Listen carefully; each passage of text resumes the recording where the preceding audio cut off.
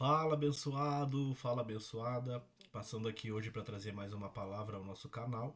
E antes de mais nada, eu quero pedir para vocês curtirem, se comentarem e também se inscreverem no nosso canal, porque a intenção desse canal é com que as palavras do Senhor Jesus Cristo cheguem a mais e mais pessoas. E por falar em palavra de Jesus Cristo, hoje a gente vai falar sobre oração. Mateus capítulo 6, versículo 6, a palavra base, o versículo base hoje dessa ministração, que diz assim: mas quando você orar, vá para o seu quarto, feche a porta e ore a seu pai que está em secreto. Então o seu pai que vê você em secreto o recompensará. Queridos, a palavra de Deus ela fala sobre a oração, muito sobre oração. Nós, cristãos, o que abastece o nosso espírito é a oração. Então Jesus, quando ele fala aqui sobre fechar a porta do seu quarto, orar no secreto, ele quer falar que cada vez que a gente entra em oração, ele quer um encontro genuíno com Deus todos os dias. Nós, cristãos, não conseguimos viver sem abastecer o nosso espírito com oração. Por isso o Senhor fala que a gente deve entrar para o nosso quarto secreto, fechar a porta e falar com o Pai no tete a tete, né? Nós e eles. Também o Senhor Jesus, através da oração, ele nos alerta, falando aos seus discípulos lá em Lucas 22:46, ele diz assim: por que vocês estão dormindo? Levante-se e orem para que não caiam em tentação. A oração ela nos fortalece, como Jesus mesmo alerta aqui os seus discípulos para que eles parassem de dormir. Ele também fala por nós: levanta tu que dorme, acorda tu que dorme, para que tu, sem entrar em oração, não caia em tentação.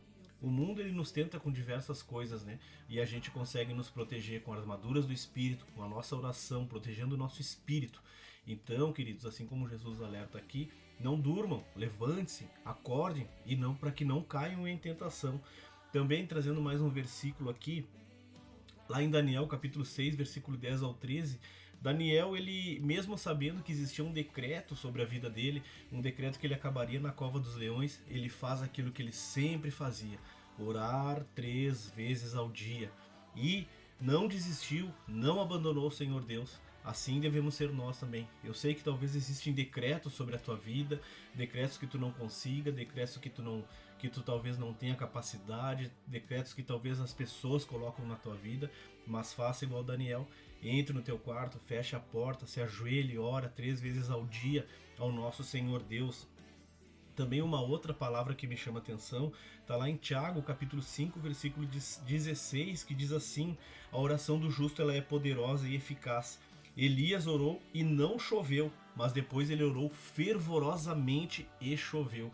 Uma oração fervorosa não é uma oração com grito, não é uma oração de emocionante, não é uma oração da gente viver chorando, não é uma oração da gente quanto mais alto falar, Deus mais vai nos escutar.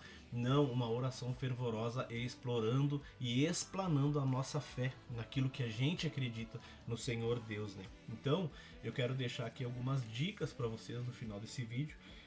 Além de fazer a oração, separar um tempo dessa oração. Fazer uma lista sobre o que você vai orar. Orar a palavra, existem vários exemplos, Salmo 23, Efésios capítulo 6, orar no carro, orar no banho, orar na rua, orar no trabalho. Oração, ela não muda só as circunstâncias, ela muda também o nosso coração. Era essa palavra que eu queria deixar para vocês hoje. Que Deus vos abençoe e tenham uma semana, um mês, um ano espetacular. Abraço!